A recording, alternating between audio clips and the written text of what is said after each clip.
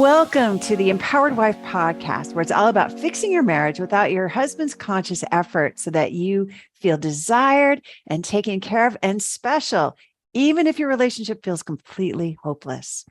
I'm Laura Doyle, and today I'm talking about how to tell someone they hurt you. My guest Noelle felt completely ignored by her husband, who talked to the dog instead of talking to her at dinner. He would laugh and laugh with their son, but not with her. Now her husband is so attentive to her. He takes her out for brunch, for lunch, and he's giving her a new kitchen. And then there was the very special moment she knew the intimacy skills were working for her. She's going to share how she got there so you can do it too. The Worst Relationship Advice of the Week award goes to a book that is maybe meant to help address verbal abuse in marriage, but goes about it in all the wrong ways. All of that is coming up, but first, I'm going to reveal how to tell someone they hurt you. When your husband is harsh or thoughtless or downright mean, of course, you want him to stop. If you're anything like I was, you want him to feel embarrassed or ashamed so he won't do it again. And since he promised to love you in front of God and everybody, it stands to reason that letting him know how much he hurt you should be very persuasive in getting him to be more gentle and thoughtful and kind.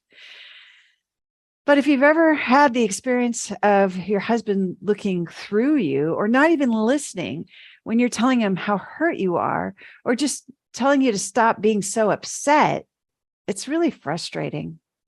You can end up feeling even more hurt than you were to begin with.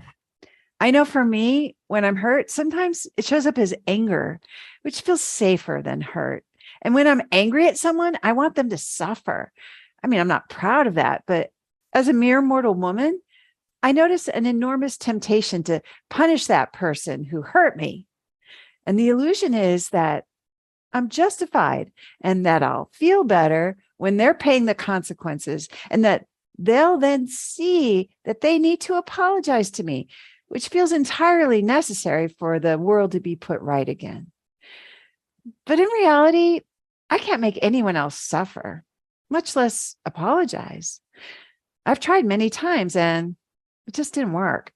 And since them suffering or paying consequences or apologizing to me are not even on my paper, the whole idea that I need those things, it's a counterfeit. On my paper, when I've just been hurt, I like to acknowledge that to myself and to anyone who's listening. So when I'm on my game, I'm showing up for myself the way a mother tends to her child when there's a skinned knee. And strangely enough, just acknowledging my hurt to myself and whoever's listening goes a long way toward dissolving the illusion that someone else has to suffer or take the blame for me to feel better. Already, I feel better just staying with myself in a hurtful moment instead of rushing into battle with the perceived enemy and abandoning myself. But what about teaching someone else how to treat you? If you're wondering what words to use to get him to understand how hurt you are so he'll become your protector instead of your antagonizer, well, here's a secret that's very effective. And the definition of a secret is that most people don't know it. And most people definitely don't know what I'm about to share with you about how to tell someone they hurt you and get the kind of response you really want. By far the most effective way to say it, and even to inspire him to apologize to you for what he just said, is to use a 4-letter word. Wait, well, not that kind of 4-letter word, although it can be very tempting, of course, to curse when you're hurt, to cover it with anger, to race to blame someone else. But no, the word I'm thinking of is not only very effective, it's also appropriate to use in polite company, even if it doesn't feel easy to say. The word that I like to use when I'm hurt is ouch. It's ouch. I was talking to a friend once who was accusing me of being greedy when I said ouch. And he responded by saying, "Why are you calling me a jerk?" Which caught me by surprise. And I said, I didn't. I just said ouch. And he said, "I don't see anyone else around here, so you're saying I hurt you." And I was able to say, I just said, ouch. I felt so clean in that interaction because I stayed on my paper and I didn't blame him for what I was experiencing. So it was a nice bonus when he pretty quickly apologized to me for calling me greedy. So let's say that your husband asks why the house is still a mess, even though you were home all day.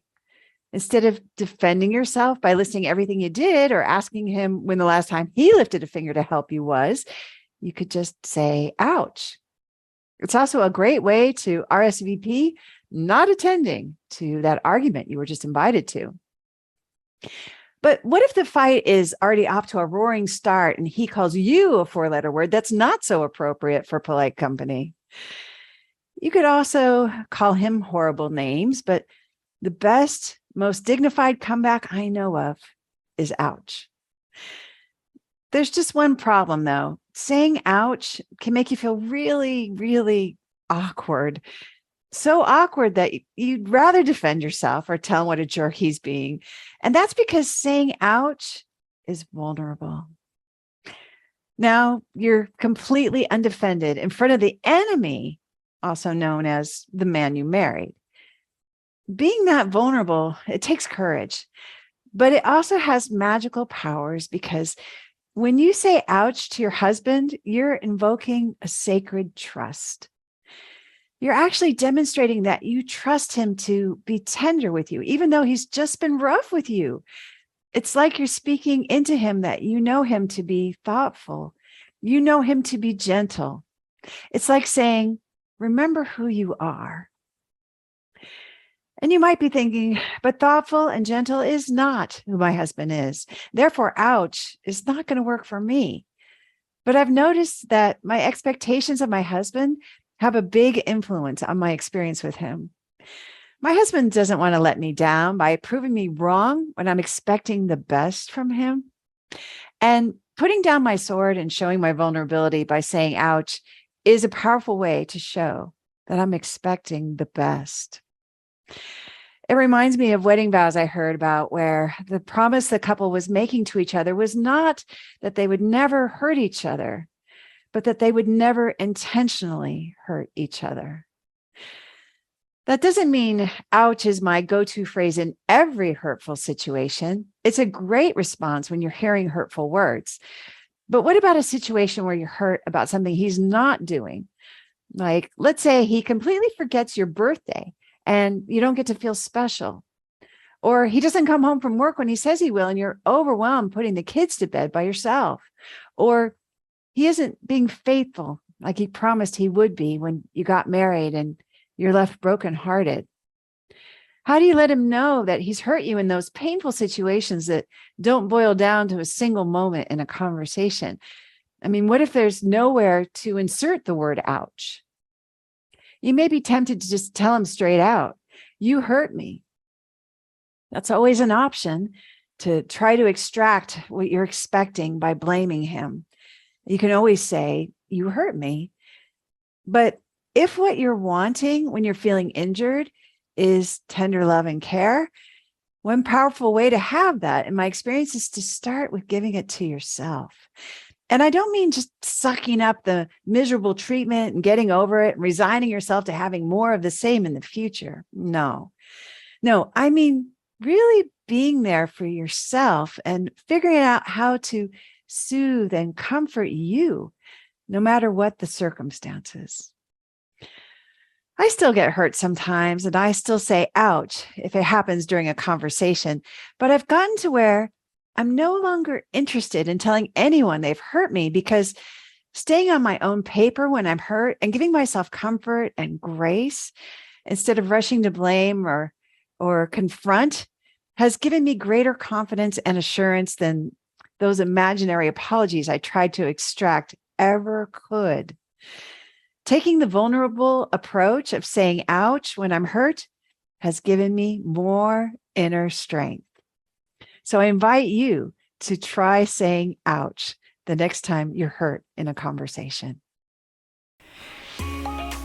If you'd like to be my guest on the Empowered Wife podcast and share about how you fixed a struggling relationship using the 6 intimacy skills, I would love to interview you. Just go to lauradoyle.org/podcast-guest to let me know that you are willing to make a big contribution to ending world divorce by telling your relationship story. I look forward to meeting you. That's lauradoyle.org/podcast-guest. My guest, Noelle, felt completely ignored by her husband, who talked to the dog instead of her at dinner. He would laugh and laugh with their son, but not with her. She was sure she had lost him. And then she found a unique way to honor her feelings and show up as her best self, which she's going to tell us about. Now her husband is so attentive to her. He takes her out to brunch, to lunch, and he's giving her a new kitchen.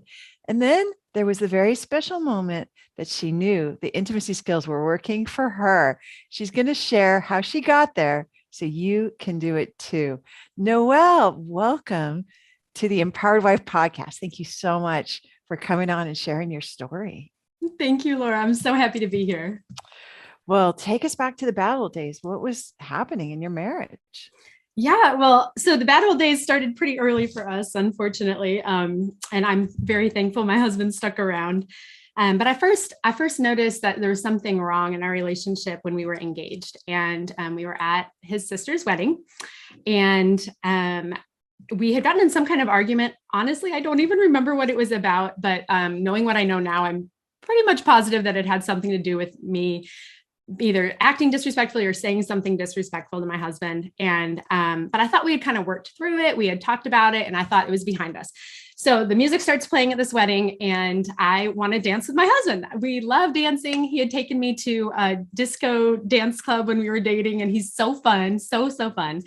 And, but that night his answer was no, he would not dance with me.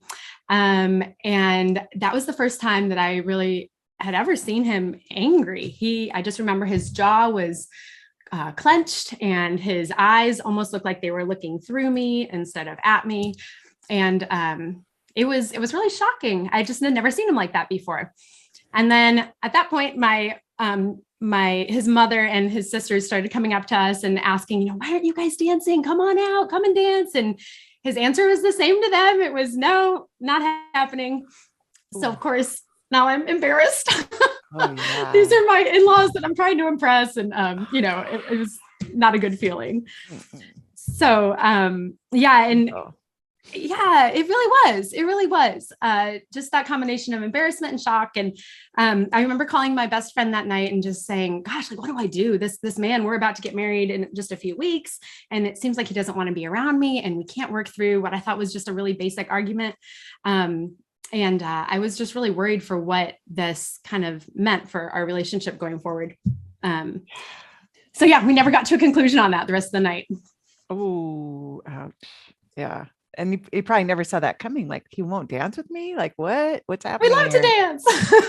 and this is before you were even married. So yeah, of course you're kind of projecting into the future. Like, he's got a problem.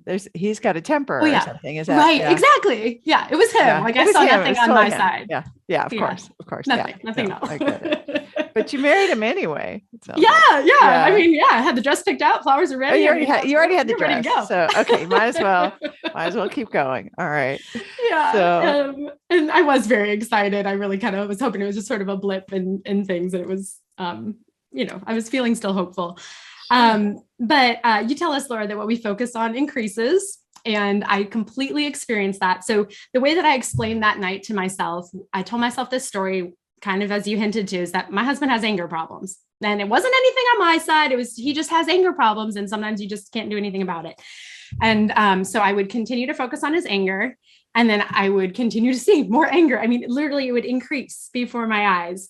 And I would tell him things like these spouse fulfilling prophecies that you teach us about, which are like self-fulfilling prophecies, but towards our husbands. So if we say something about them, it's pretty likely that it could really come true.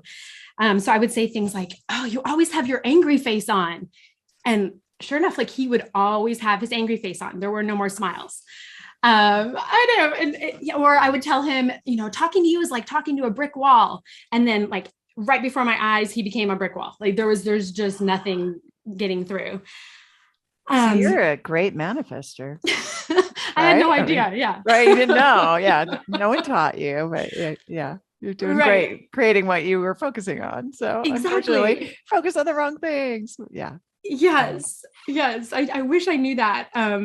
But yeah, so the way that would look too is he would like walk out of the room in the middle of a conversation with me. He'd get mad at me, but also just inanimate objects. So I remember like a lot of remotes being thrown, and anything electronic was probably going to be thrown as well. He'd bang his fist into things. And one story I remember, we were moving at one point and he's standing up inside this moving truck. And again, we had gotten in some kind of argument or something frustrating was going on. And he takes the ironing board that is in the moving truck and he throws it out of the truck onto the pavement, and it like breaks in half, which, I mean, this thing was made of solid metal. So I'm thinking, on the one hand, I'm like, wow, he's really strong. On the other hand, I'm like, oh my gosh, what have I gotten myself into?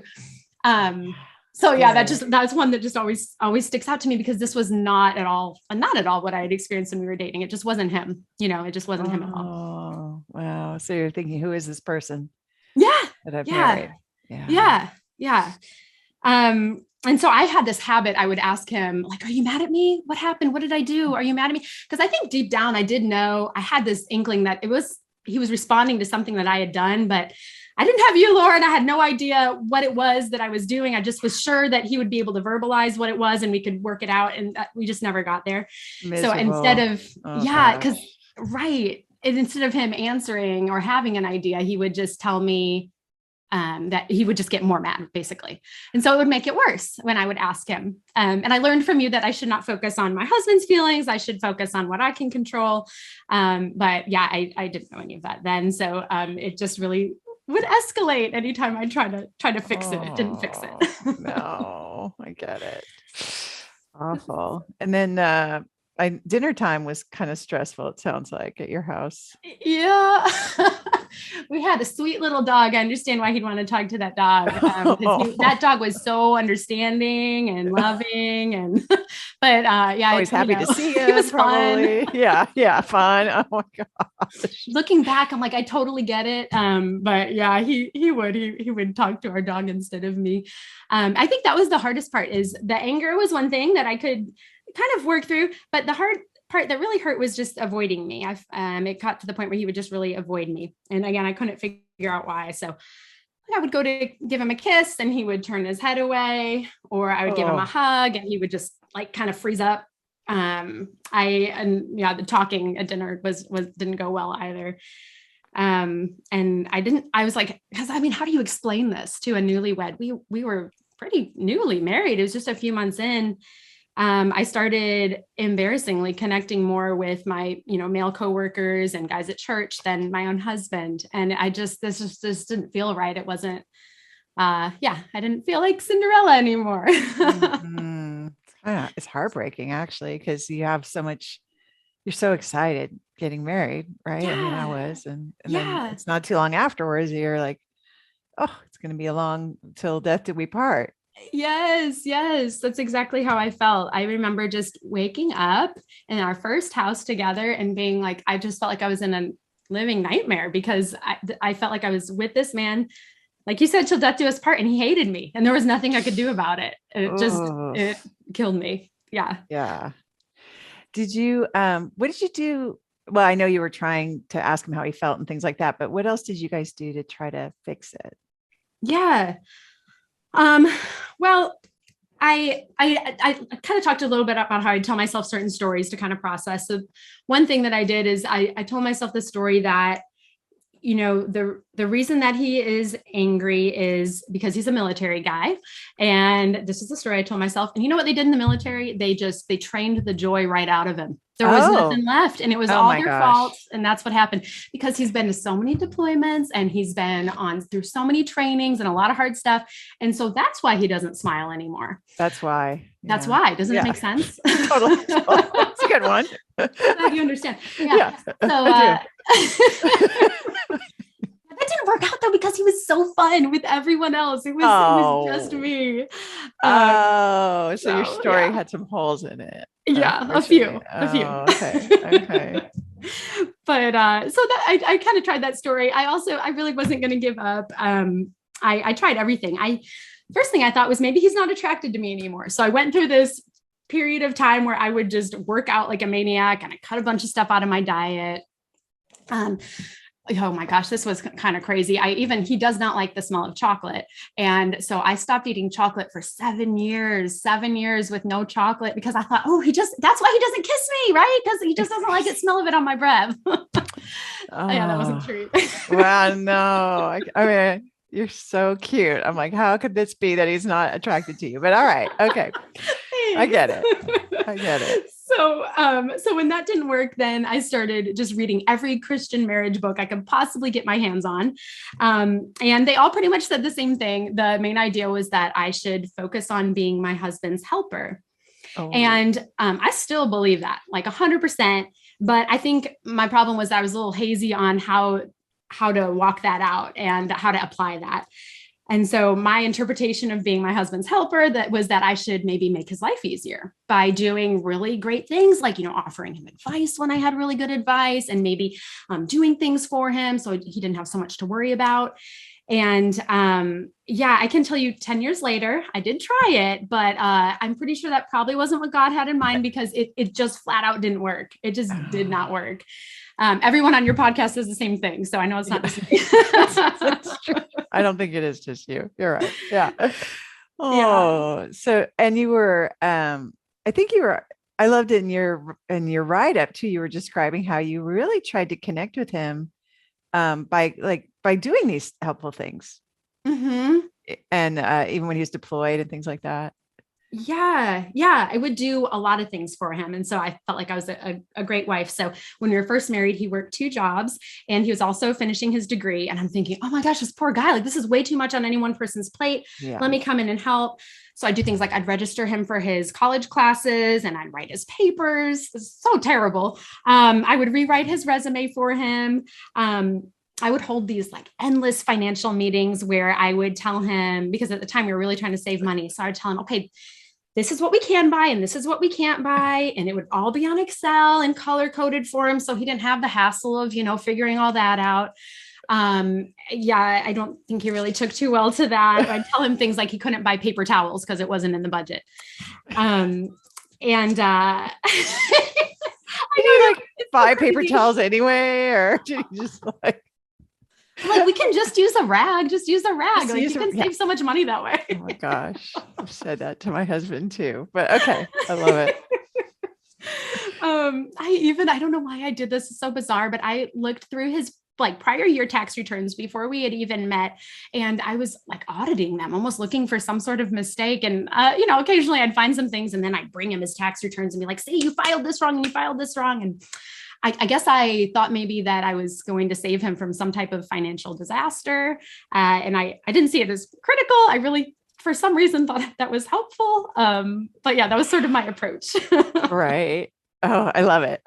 So, okay. Yeah. And what else? Sounds like there's more. Yeah. Oh, plenty. Yeah. When things really started to take a turn, his company went bankrupt just a few months in to our marriage. And so I was like, okay, that's it. This is my time to shine. Here I come to save the day. And I had a plan.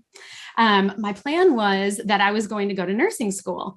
And it was not because I wanted to be a nurse. No, because I hate needles. I'm terrible at science.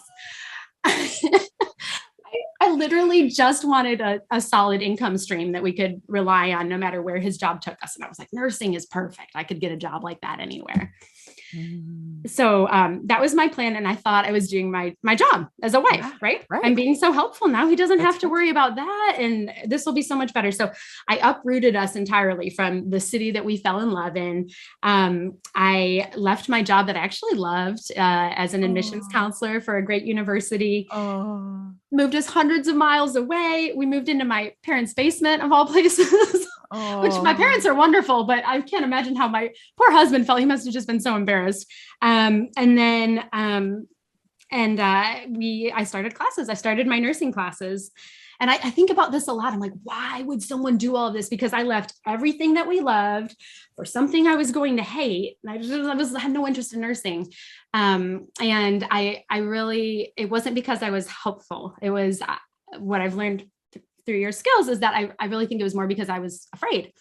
And I didn't, this is crazy to say, but I really don't think that I fully trusted my husband to provide for us, which now 10 years later, I'm like, that's just so silly. Like he easily could have solved that problem on his own. And he wanted to solve that problem on his own. I really didn't give him the opportunity. And he would tell me, like, even before we got married, he'd be like, I don't want you to ever have to work a day in your life if you don't want to. Just do something that you love and I'll take care of us. And I know, who says that, right? Sweet. So yes. Sweet. I couldn't receive it. Like I just could not receive that. It sounded too good to be true. And I was like, wait, but I have to contribute something. I felt like I wasn't contributing in my mind. Right. Yeah. You didn't think that you're bringing enough value. Yeah. To the relationship just by being you and being receptive to him wanting to provide. Yeah. Yes. Yes. Yeah, I can relate to that too. Yeah. Yes. And so the craziest thing about this too, Laura, is so my husband by profession, he's a pilot. And when I think about this, hundreds of people trust him, passengers trust him with not just their finances, but like their lives when they step onto his plane, and they don't even give it a second thought. He is so smart. He is so intelligent. He makes really high level decisions. He's always under a ton of pressure. And so I don't know what I was afraid of. And I think about this too. This blows my mind. So he was flying airplanes when I was trying to figure out how to drive a car. And for the most part, like running over my neighbor's mailboxes. So I wasn't even good at it. I mean, he's just like so high level. He does everything perfect. What was I worried about? Wow. So his neighbors' mailboxes are safe. You're safe. Yes.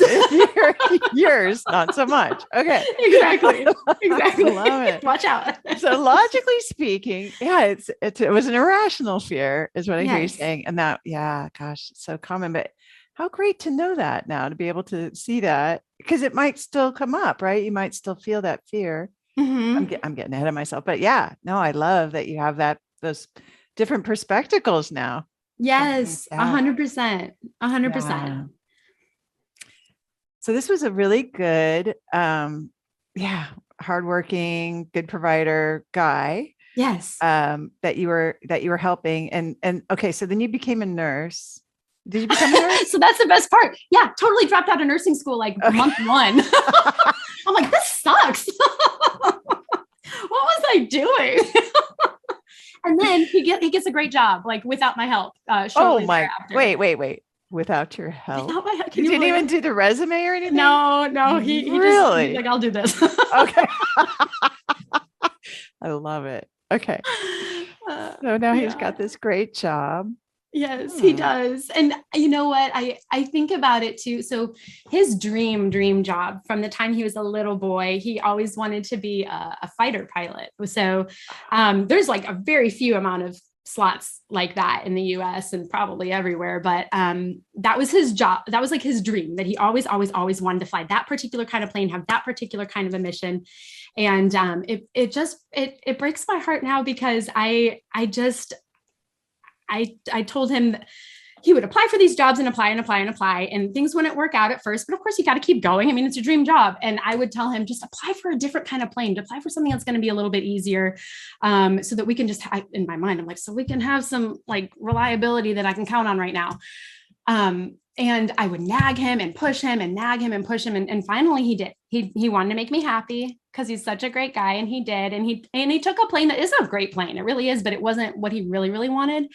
I am filled with so much regret. I do believe that God works all things out, but I'm filled with so much regret that I took that opportunity away from him because I didn't believe in the same vision that he had. And it's just heartbreaking. I wish I could go back and let him and just stand by him the whole time, no matter what happened, because he could have done it. I mean, and I see the guys that did get those spots, and I'm like, my husband's so much better than these guys. Like I could have just stood by him and supported him.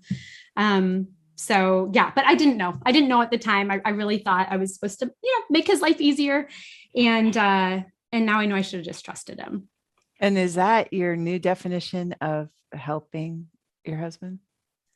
Yeah. Like by trusting him is what helps him. Yeah, that's right. That's exactly right. Yeah. It's not doing things for him, because that doesn't work. Yeah. Yeah. Wow. Yeah. I love that. Yeah, I can relate to just having a lot of regrets about how I showed up in the past and what it had cost us. So yeah, it's sad. I get it.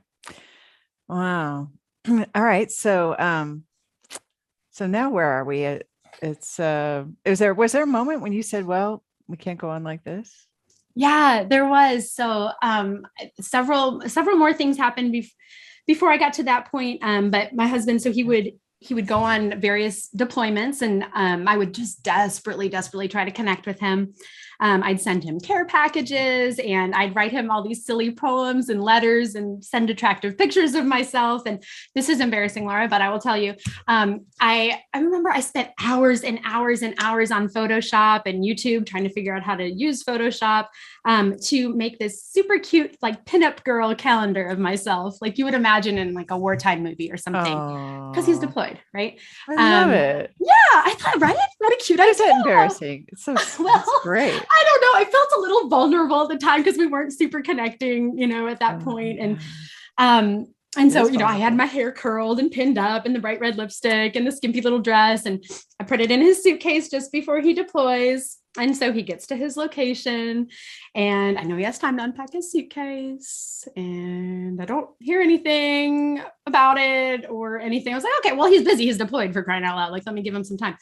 Okay, so like a few weeks in, I know he has some free time, but nothing, like no response, nothing to the letters, messages, calendar, nothing. And then he gets home and he still doesn't say anything about anything that I had sent him. And so, yeah, that really, it hurt. It hurt a lot. But I was like, I'm still not going to give up. So he gets home from this deployment, and I cook his favorite food. I decorate the whole house with red, white, and blue banners, stars, stripes, streamers, balloons, like everything, the whole 9 yards. And so he comes home and he's so fun, like you said in the intro, so fun with our son. But there was like nothing for me. So they're laughing, daddy, oh, like hilarious, engaged right there with him. And then nothing for me. Mm-hmm. So yeah, I remember going into our bedroom and just kind of slipping out and crying, and then I'd cry at night, just kind of cry myself to sleep. And sometimes he would be in the bed with me, and I knew he could hear me. He's right on the other side of the bed, but he'd hear me crying, but he just wouldn't say anything. Or yeah. Yeah. And now, of course, I see, of course, if he would have kind of opened up that can of worms and said, hey, are you okay? Or if he was brave enough to do that, I would have just like unloaded on him. And I was very unpleasable at that point. So, I mean, I understand why he wouldn't want to open that up, but yeah, the time it really hurt. I felt so hopeless. So painful. So hopeless, right? Yes. How is this ever going to get fixed? He doesn't even care when you're crying. Mm-hmm. It's awful. If you don't Yeah. know what's going on, it's the worst. Right. That's how I felt. And right around that time, he had this pretty female coworker that he would go deploy with. And I know it sounds like it's going to be bad, but actually, I mean, kind of maybe, but I have to admit, I actually really like her. She's super fun, like funny, super fun to be around with. Everyone loves this girl. We were at a company get together, and she comes up to me just gushing about my husband, like, oh my gosh, he's just the greatest guy ever. I've never worked with anyone so good as him. And he's so honorable. He does this, this, and this for us. He's so funny, and blah, blah, blah. She was so respectful of my husband. Like, she had nothing but amazing compliments. I like, wow, it was amazing. So we're eating at this get together, and I see her and my husband, I see them laughing together and having like inside jokes together. No. Oh. I know. So, then that was like a dagger to the heart, because my story is obviously not true. I thought, oh, he's angry. He's an angry guy. He doesn't connect with people. And here I see him like, no, he connects with people. He's still fun. He's the same guy. It's just that he's not connecting with me. So she had exactly what I wanted. She had that connection that I had been trying and couldn't get. So yeah, but that was still not when I was like, things can't go on like this. I was like, oh no, I guess we'll just push through for a while. The time where I was like, no, this is where things can't go on anymore is his next sister. He has 4 sisters. So someone's always getting married. Yeah. The next youngest sister got married, and he did not dance with me at that wedding either. Oh. Yeah. So once again, the whole family sees. Yes. Oh, Yes. Yes. And I'm thinking 8 years has changed nothing because that's how things started. He wouldn't dance with me at a wedding. And then 8 years later, he's still not dancing with me at a wedding, even though I've worked so hard and it's just nothing has changed. you did work So so hard. Yeah. it was heartbreaking. So hopeless, totally hopeless too, obviously. This is just how it Yes. is after eight Yeah. years. Yeah. Yes. Yes. I felt like I had done everything I could. And you might get a kick out of this. So I have to tell you what my husband was wearing at this wedding. Oh, Not the whole time, but a lot of the time. He was wearing yellow bell bottoms and this like big afro wig. He's hilarious and fun. Okay. Yellow bell bottoms, afro wig. He leads all the guys in the family, which I had no idea this was going to happen, to this choreographed dance routine. It's to a 70s song, goes, "We are family." You know it. Yeah, that's right. And so everybody's dancing and having a great time. Hilarious. I would have been laughing if I wasn't just like dying inside, because he barely said a word to me all night. Oh. But he's the life of the party, right? He's just the life of the party. He's so fun. Yeah. Making it even worse to be in the shadows instead of like he's lighting up the whole room, but not for you. Yeah. Yes. Yes. That's all I wanted. And I had tried, the other thing I tried was to like do things for his family to show him how much I cared about him, and his family's so important to him. So I worked really hard at that wedding to make it extra special. I was like the children's event planner and I had themed events for all the kids. I entertained them all weekend. I was totally exhausted, but it was fun. And got to the end of the wedding weekend and his cousin came up to me and said, "Man, you were the MVP of that wedding. Like you just did amazing." And my husband's standing right there and he says, "Nothing, like nothing at all." So yeah, I was like, okay, we're not going to do this for another 8 years. I just can't. I got home and I picked up your book again because I had read it multiple times before, but apparently wasn't like actually getting through. And that's when I started learning about the skills. So you'd already had the book. Because so you've been reading books all along. It sounds like Yes. trying to figure out. Okay. All the wrong ones. All right. So, and this time how was it different? Well, I have to tell you, and this is so embarrassing too, Laura, because you're like my hero in life. But I'm going to tell you this. At the time, I just did not want to listen to you. I did not want to follow any of the skills. I really was like, so my faith is very important to me. And I was reading all of these books that were labeled as Christian marriage books. And so I looked at Laura Doyle's Empowered Wife and I'm like, who is Laura Doyle? Like, she doesn't have any Bible verses. This stuff is nonsense. Where is she getting this stuff from? Which just tells you like the judgy place I was at in life. But I did not want to follow your skills because I was like, I can't do any of this. Like, what is it based off of? And but I have to say that the more that I looked at your book and I looked at my Bible, which is just what I personally choose to believe. And I would see so much alignment. Like I would see your skills pop up in scripture over and over and over and over again. And I was like, oh, this stuff isn't crazy. This isn't a gimmick. This is just like timeless foundational truths. And so that was really a game changer for me. So for example, like your skill of self-care, I read that from my perspective as, enjoying what God has given us. And your skill of gratitude, that's thankfulness for our blessings that come from someone outside of ourselves. And I mean, the most obvious I would say would be relinquishing control. That's faith of any sort, any kind of faith. You relinquish control to something outside of yourself. And so I was like, okay, she's probably actually onto something. I can totally appreciate that. You'd like it to be vetted. You'd like the information you're following to be vetted according to your religion, to your religious beliefs. So I admire that you were able to open your eyes a little wider, I guess, and just be receptive to the information. What did you start doing differently than what you had been doing? So the first thing I did, I have my little notebook. I got a notebook and I got a Sharpie and I wrote 6 skills check. And I went through every day and I would write down skills 1 through 6 and just kind of see how I was doing on each of these skills. It went so awful at first. So it was awful. It was bad. I'm glad I have this notebook because I'm like, oh my gosh, I can look back. So I get to skill number 1, self-care.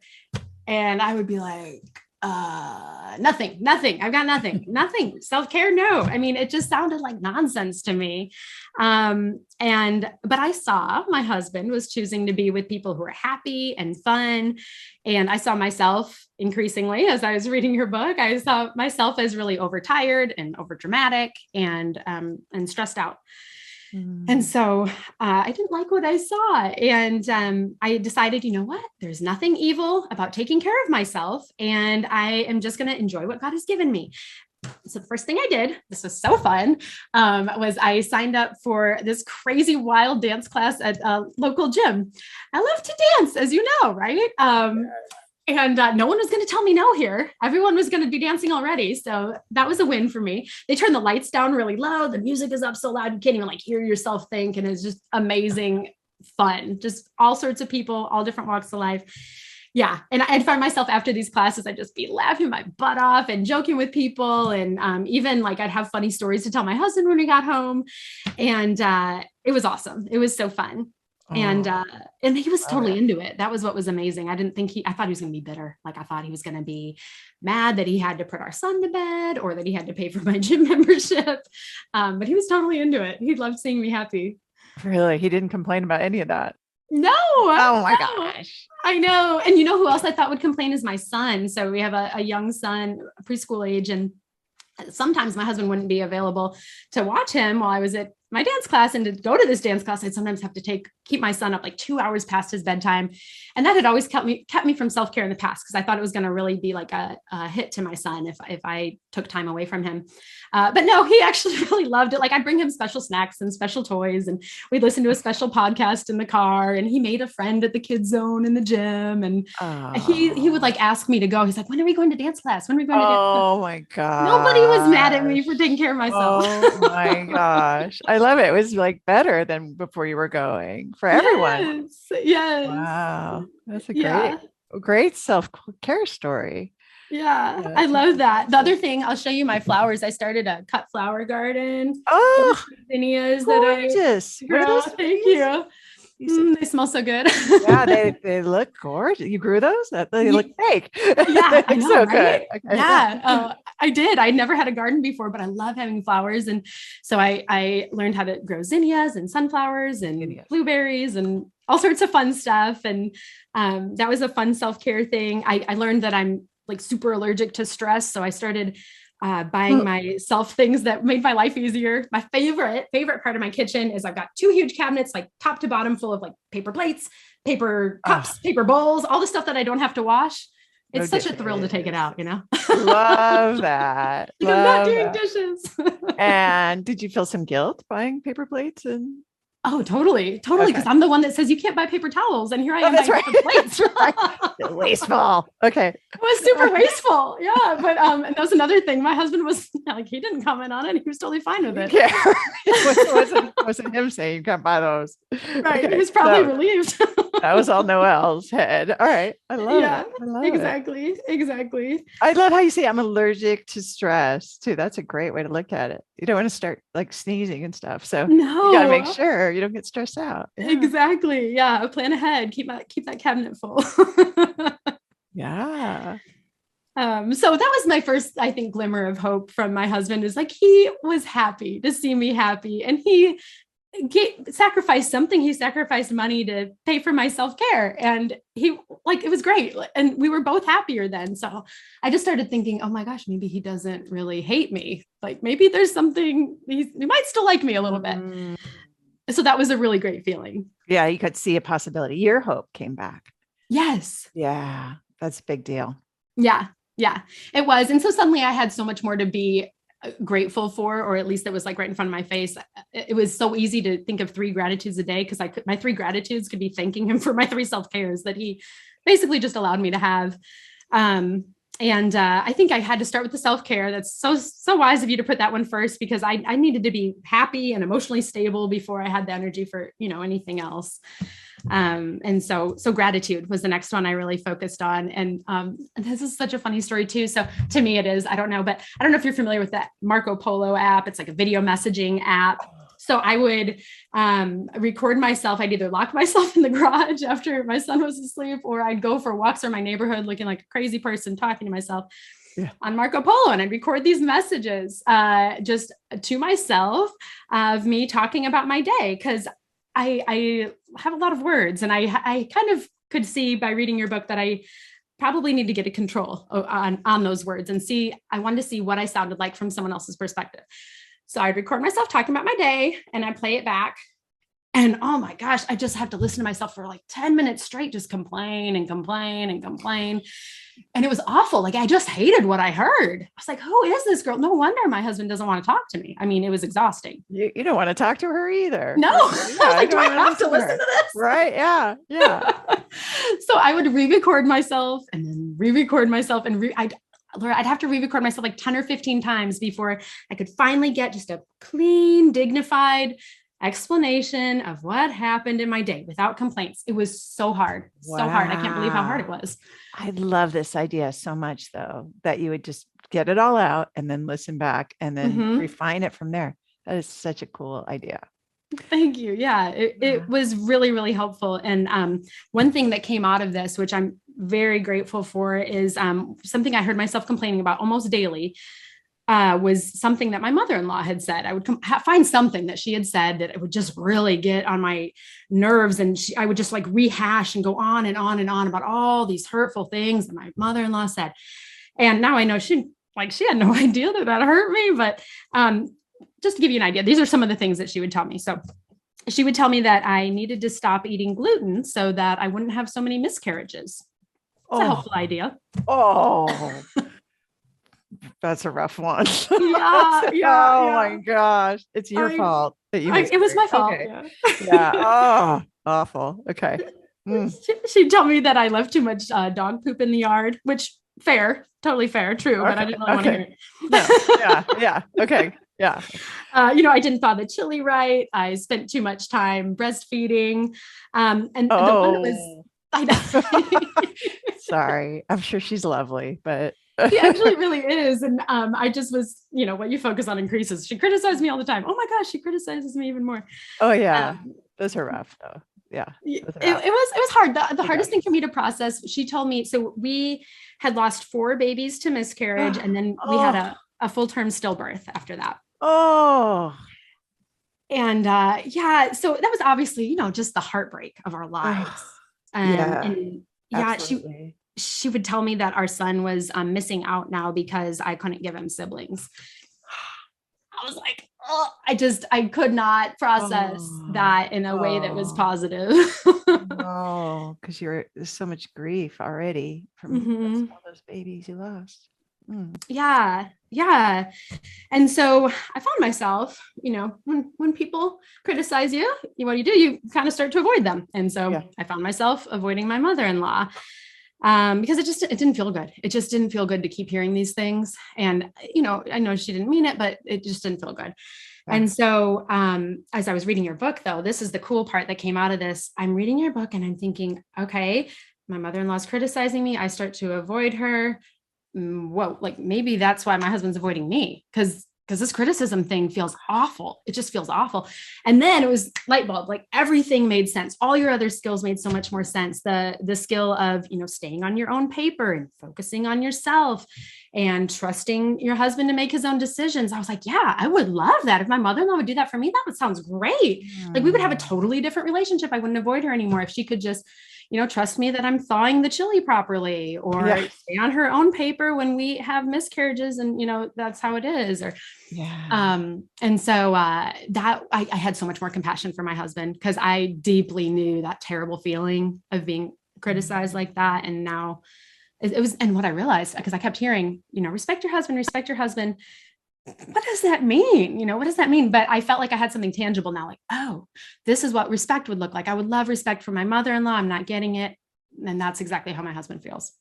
Oh, great. So that's a great way to turn that relationship around with your mother, just to be looking at that as an example of how it feels and seeing how you wanted to show up differently to your husband as a result. That's, what a breakthrough. What wonderful accountability. Oh, well, that's great. Thank you. Yeah, I have to tell you. So my relationship with my mother-in-law now is fabulous. What? You wouldn't believe it. She's actually like, I enjoy being around her. We have inside jokes. What? I just started having more compassion for her because I was like, she is the same as me. She's being disrespectful to me and she has no idea. And I was being disrespectful to my husband and I had no idea. And we are just mere mortal women. Both of us just didn't have the skills. And that's it. Oh, I just wanted to give her a hug. I was like, I know that oh, pain because she's probably feeling the same pain that I felt with my husband. She probably just wanted to connect with me. And for some reason wasn't. so bad she wanted to, I'm sure. Yes. Yeah. Yes. So that changed everything. And what I did is I started having more gratitude for my mother-in-law, all the things that she does for. I mean, it's crazy. She brings my son toys every single time she comes, and she cooks the most delicious coconut chicken you would have ever believed.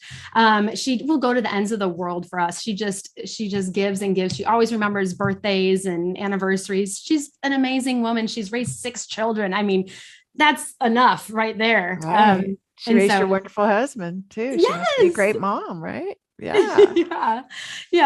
Yeah. So we have a great relationship, and I couldn't have gotten there without the skills. No way. Wow. I'm so impressed. Like, does she still criticize you? And that's so funny that you said that. I can't even think of the last time she criticized me. And I don't know if it's because I'm not focusing on it or because she really just stopped. But I can't think of anything. Yeah, no, in months. Wow. That's incredible. Okay, you're making me cry with these stories. So sweet. So I give you all the credit though, because you changed the way you show up in your relationship with your mother-in-law. You brought so much empathy and understanding, compassion, and gratitude. And she probably stopped.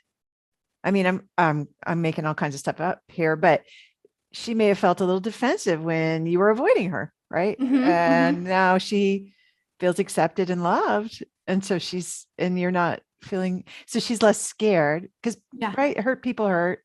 Yes. So she's not hurting you. That's right. so cool. That's a beautiful story. So, okay, I love it. So things are going much better with your mother-in-law. Yes. And now how about with your husband? How are things going with your husband? So that because that was in-law relationships, I think were just one of the main things that my husband and I would argue about. And now that I had finally these skills made me feel like I had a superpower. It's like, it doesn't matter what comes at me with in-law stuff. I know what to do now and how to be dignified myself. And so we didn't have those arguments anymore. We didn't have arguments, and I wasn't complaining about anything anymore, really. Like, there's nothing to complain about, because that was such a huge issue and I had that under control. So, things were going a lot better. I did some other things, like duct tape was huge, where I just, have the proverbial duct tape over my mouth. And if I feel like criticizing my husband, then I just won't. I'll just decide not to. And the cool thing about that too was that I stopped feeling so much pain, because a lot of my pain was because he was ignoring me. And I felt like, well, if I don't say anything, then you can't ignore me. So this feels great. I just wouldn't talk, and then I couldn't get rejected. And so that felt really good. It just felt really good. It did. It actually literally felt better to not say anything, to not be, I mean, it's still, of course, not where you want to be, because you are technically getting ignored when you're not saying anything, I think, still, right? I guess so. Yeah. Right. Is it? Okay. But it felt like an improvement. It did. Okay. It did, because I guess I would rather have like my silence be ignored, or just live in like a silent state, than like me say something and him just turn away or something. Yeah. So I wasn't feeling so upset towards him at all, really. And then the other thing I did is I stopped being helpful, which I think he responded quite well to. So you tell us not to do for anyone else what they can already do for themselves. And so I learned things like, hey, my husband can print his own food in his lunchbox, and he can remember his own Lactaid pills, and he can do his own dry cleaning. And so a weight was lifted off my shoulders. I didn't have to kind of be his mom in a sense and take care of all these things for him. And I even apply that to my son. So, my son can tie his own shoes. He's 5. He can tie his own shoes. He can load the dishwasher. He can clean his sports equipment. And I'm like, I just sit on the couch. It's great. Oh, awesome. Yeah. You got to save your energy for dance class. Exactly. That's right. You need it for later. So I love it. So everyone is so much more capable around you now. Suddenly, yeah. Yeah. Weird. Yeah, it's great. And more time for self-care for Noel. Yeah. Yeah.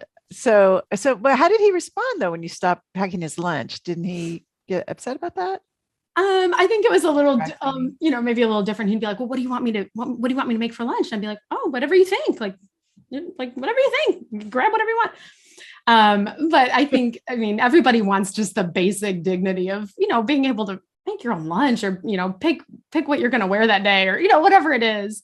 Even my 5-year-old doesn't want to be treated like a child, and he is a child. So, Yeah, that's true. you know, He wants autonomy also. He wants to pick out his own clothes or yeah, what he wants to eat and stuff too, probably already.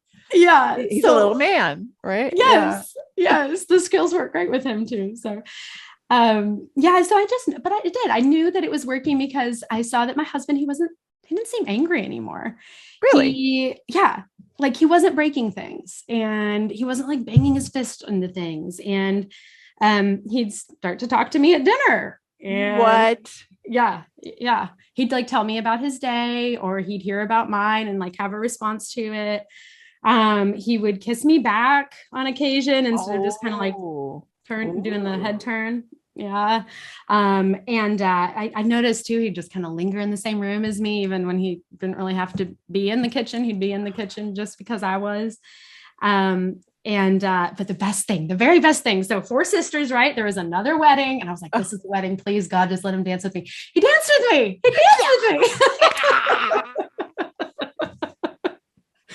He actually had to like go looking for me too, because I was somewhere else. And it felt so good because I was like, he thinks I'm fun you again. out. Yeah. Oh, he's like, come on, Noelle, we gotta dance. Yes. It was Oh great. my gosh. Did all your in-laws get to see this? I hope. I really think want so. them to see that. Okay. I think so. And I think it was probably in my mind. I'm like, oh my gosh, they're judging me because we're not dancing together, but they probably didn't even really notice. But it was a thing. Like I really wanted them to think he liked me. Yeah. Me too, right? I always want to impress my in-laws to this day. So that was a great moment. You're like this show, something has changed. My life is different today. And what's your relationship like now? Yeah. So this is where it just gets so fun. So I have 2 stories for you of kind of like what the skills look like in real life for us now. And then I don't know, a million examples of how he spoils me to death. And I just like love life. But so my 2 stories, the first one is because of the skills. Now this was possible. I had a really great surprise visit with my in-laws. This never would have happened, like never. Surprise visit it would never have been great. That was the kind of thing that would have just stressed me out to no end, caused a lot of conflict, these last minute family things that would come up. So I'll tell you what it would have looked like before the skills, and then I'll tell you what it looked like after the skills.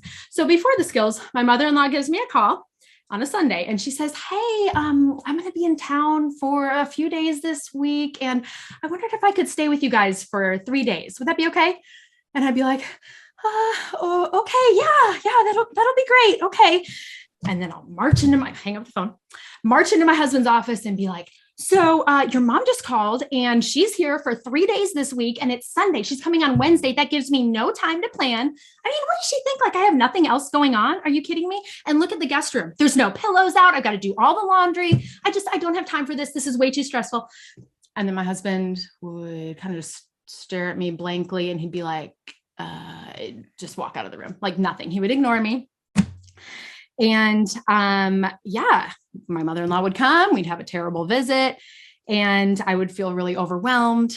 I'd miss all my mother-in-law's blessings because she just blesses us like no other. And then I would cry myself to sleep at night. So that was before the skills. Tempting to go down that route. But so it was awful. Tempting. Yes. Yeah. Yeah, right. I got to say, there's a better way. Let's hear it. What is the better way? I can't wait. So this is real life. This has really happened a few months ago. This is what happened with the skills. My mother-in-law calls. She says, hey, I'm going to be in town this week, and I want to see if I could stay with you guys for 3 days. Would that be okay? And I'd be like, oh yeah, sure. Can't wait to see you. Hang up the phone. Aww. And I'm like, okay. So I'm already in this self-care practice, right? Of buying things to make my life easier. And I already know in the freezer, because I'm prepared for these things now, I've got a ton of frozen pizzas, frozen chilies. I've got a whole drawer full of like deli meats, cheeses, self-serve lunches. I'm not cooking, and dinner is done and lunch is done for the week. And so I'm like, okay, that feels pretty good. Yes. And then I look at how my mother-in-law coming is actually going to open up so many opportunities for my self-care that week, because she can watch my son, which she loves to do. And she always does. It's like, oh, this is going to be great. I make plans to go for a run. I sign up for a bar class at the gym. I make plans to paint my nails and get together with a friend. And I'm like, wow, after planning all that self-care, I'm thinking, my life is amazing.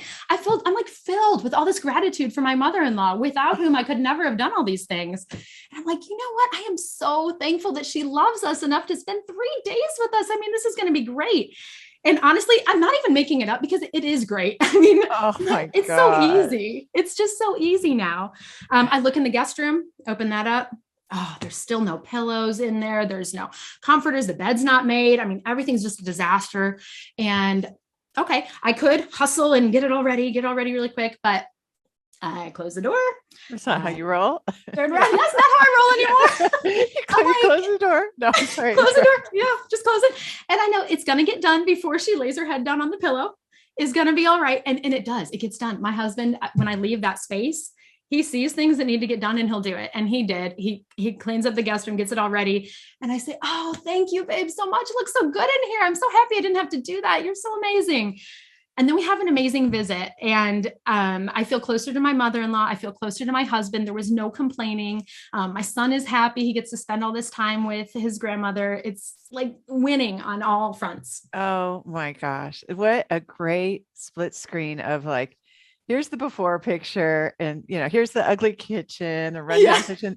Here's the shiny new kitchen. Like, it's such a picture. Yes. I'm like, is this the same mother-in-law that you had before? Totally. I know. Are you sure it's the same person? It totally is. I love her. Yeah. I mean, your way is just fun. It's not, that was fun. That wasn't hard. That was fun. Isn't it fun? I know. It's almost like you're not having fun. You probably aren't really practicing intimacy skills, right? Exactly. I think that's a good litmus test. Yeah. It is a good litmus test. So I love this story, and just that he danced with you at the wedding. And how has this affected your son, that you've transformed so dramatically? Oh, yes. Well, I think he definitely has that home court advantage that you talk about. I think I'm just confident he's going to have a great marriage someday, because he is going to be able to see one right in front of his face and see how people should treat each other and how husbands and wives can interact and how it can really be really like just fun. And I think that is really rare. And your skills also, we had kind of hinted at this earlier, but your skills totally apply to anybody, but certainly my son, he's like my husband, but just younger, and respect is still oxygen for him on a 5-year-old level. And we have a really good relationship. Like my son and I will just laugh and have tons of good times together. And when I take him to the playground or the pool or wherever, and I see other moms interacting with their sons, especially at that age, I see the mothers doing things that are disrespectful or treating them like babies. And then the son, you can see him just like shut down, and the connection is lost, and they just don't have what we have. And so I'm so grateful for that, that I can apply all the skills to my son. And I'm confident as he grows, it's only going to keep getting better. So, oh my gosh, this changed the way you show up as a mother. Mm-hmm. Yeah. What's an example you think of how you treat your son differently than you used to? Yeah. I mean, like with eating, this is just a random example I came up with. I let him serve himself. If he wants to put a 1/4 cup of mustard on his burger, like that's fine. Like I trust him to know how much he's going to eat or how he wants to eat it. And we have really pleasant meal times. And I mean, not that it's probably a good idea to get in the habit of comparing yourself to other families, but I guess I don't see that a lot. I see a lot of parents try to control a lot about how their child does things, how much they eat. And, I mean, it's not worth it. Life's too short. And whatever, maybe next time he learns not to put as much mustard on there. Big deal. I mean, he's happy and he feels respected. He feels good about himself. So, I love it. Or maybe he's just a mustard fiend and we're just finding this out now. Right. Right. And actually, I think that's what it is, because he does eat it. Okay. Yeah. I mean, I love it. I would have never known. Yeah. yeah, he gets to make some of his own choices. And what's the harm in it, right? He's not overdosing Exactly. on mustard. It's probably fine. Yeah. But I can see where a normal, any mere mortal mom might want to say, that's too much mustard, honey. Yeah. But it's not worth the intimacy it would cost you with your son, even. Exactly. Yeah. That's right. That's totally right. Oh, great. I love this. All right. And so, so if we just dropped into your house right now, hung out with you, because I would like to, because it sounds like a really fun house that you live in now. What kinds of things would we see going on with the three of you there? Yeah. We have a lot of fun together. My husband and I now, instead of like at nighttime, for example, instead of either not sleeping in the same bed or sleeping on opposite sides of the bed and me just crying. We talk a lot, and we'll talk about just like silly things that my husband or my son did that day, and funny things he said, and what the neighbors are up to and what our plans are for the summer. It's just a lot of talking. We're goofy too. My hands, this is so silly, but my hands get really cold at night, and sometimes I'll just like cram my hand up into his armpit, and then he'll tickle me to death, and we just laugh and laugh. It's just fun. It's easy. It's light. And he seeks me out. He'll call me into his office. He did the other day to show me his plans for our kitchen remodel, which was totally his idea. The kitchen is like my space that I basically live in, and he's not necessarily benefiting from it a ton, but he just wants to make it perfect for me. And so he'll tell me, what his plans are and what do you think about this? And I was thinking about this stove, and that's really fun. And yeah, like you said, he takes me out when our son's at school. He takes me out for lunch and brunch, and he's always playing with our son and letting me get things done. He thanks me for doing things like cleaning the house, which I already would have done anyway. But he sends me flowers. He writes me notes. That wasn't happening before. No, I mean, it was at first, and I would just reject a lot of it, but it's back. Yeah. You brought it all back. Wow. Wow. Amazing. We'll keep going. It sounds like you had more to say. Fantastic. Oh my gosh, there's so much. He one thing he's so good at is he solves so many problems for me. So I had come to him and told him I was really worried about getting our son into this really selective preschool. There's not a lot of spots, but I really wanted him to get in this program. And he's like, don't worry about it. I'll handle it. And he shows up with a lawn chair right outside the school at like 3 a.m. right in front of the school on the registration day. I don't know why it wasn't online registration, but it wasn't. You had to be there. And he got our son on the list, first on the list. And he just took that off my plate. Like things like that you normally would have been my responsibility, that I would have stayed up at night stressing out about. He just takes care of for me. He wants to make you happy. Yeah. Yeah. And he listens. Like my story before was that he doesn't listen. He doesn't care. He listens to me so much.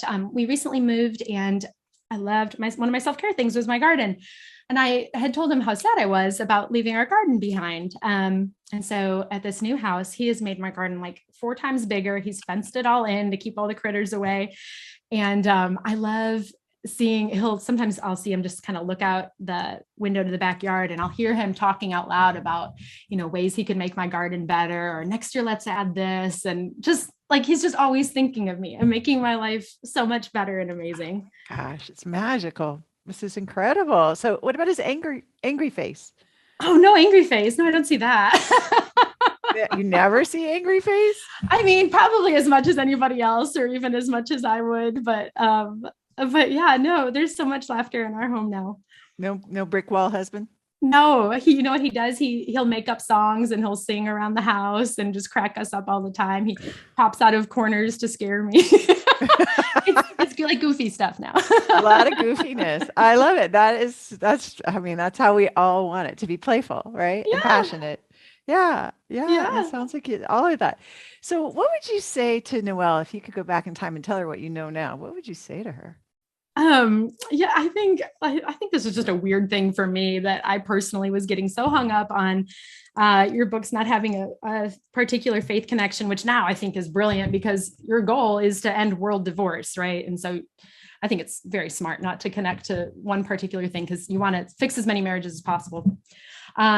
But I think I would just tell myself, Noelle, God has given this Laura Doyle an incredible amount of wisdom, like more than anyone you will ever meet, and just take her seriously. You can look at it, you can look at her book, and you can look at it next to your Bible and what you have chosen to believe, and you will see that they're so aligned. And if I would have known that earlier, man, I would have skipped so many other just nonsensical books that they meant well, but it just doesn't work.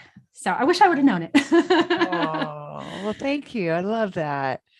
What's your best tip for somebody who is where you were, where her husband ignores her and he's always angry and he won't, it's embarrassing in front of the family and she feels hopeless and stuck that way.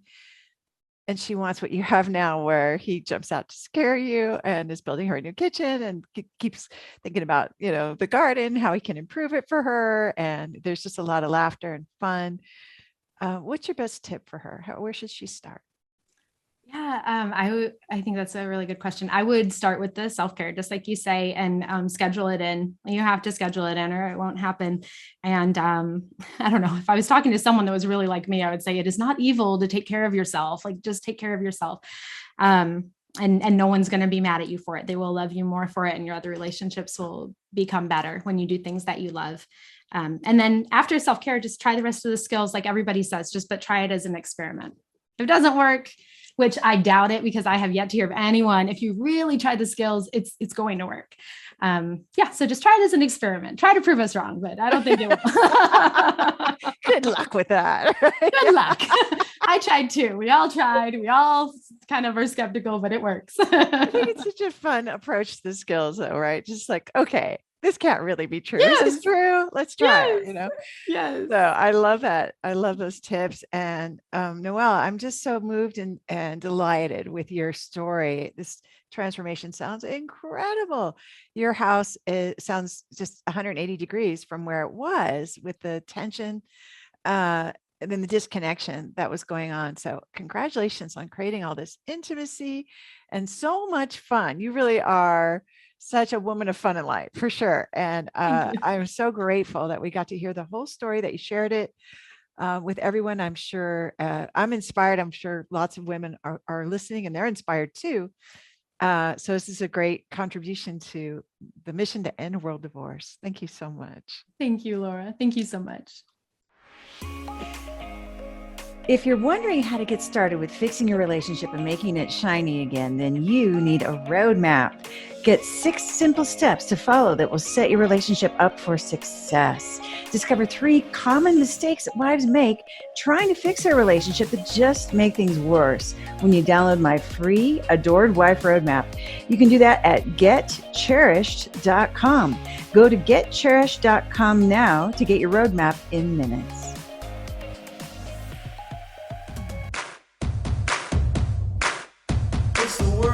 Relationship advice. The worst relationship advice. Yeah, it's the worst relationship advice. The worst relationship advice of the week. And now it's time for the Worst Relationship Advice of the Week award. And the advice that has me offended this week was sent to me by a student and a podcast guest who writes, the book, The Verbally Abusive Relationship, has caused a lot of damage in our relationship.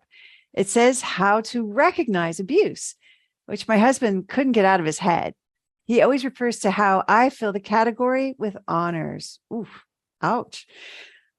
So here's your anonymous shout out for sending me a small collection, actually, of bad relationship advice, including this winner, which is at the tippy top of the bad relationship advice heap. Thanks for the love, and way to go with spotting the dreck when you see it.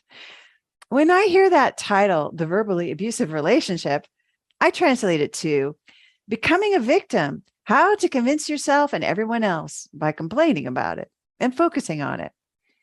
And full disclosure, I did not read this book. And I'm grateful that I didn't pick it up in the battle days of my marriage, because I can't imagine what focusing on verbally abusive relationships for hundreds of pages would have done to my marriage. Yikes. If I was looking for evidence, I'm sure I would have found it. I chose some equally terrible topics to focus on, like diagnosing my husband with a mental illness. And since what you focus on increases, guess what I experienced more of when I was focusing on his mental illness that I had him diagnosed with? Nobody wants a verbally abusive relationship, of course, and nobody deserves one. And if that's what you're experiencing, it's painful and embarrassing. Of course, you shouldn't have to live like that.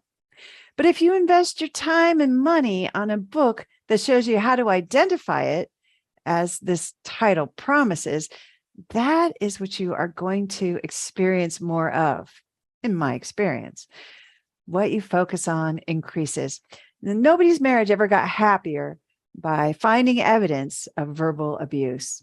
And for that reason, the book, The Verbally Abusive Relationship, How to Recognize It and Respond to It, is the very, very worst relationship advice I have heard all week. Listen and subscribe to the Empowered Wife podcast. Next week, I'll talk about when to leave a relationship. In the meantime, I hope you're having lots of fun. Today's fun fact is that my allrecipes.com password was in a data leak. And if I don't change it, someone could illegally access my recipe for quesadillas.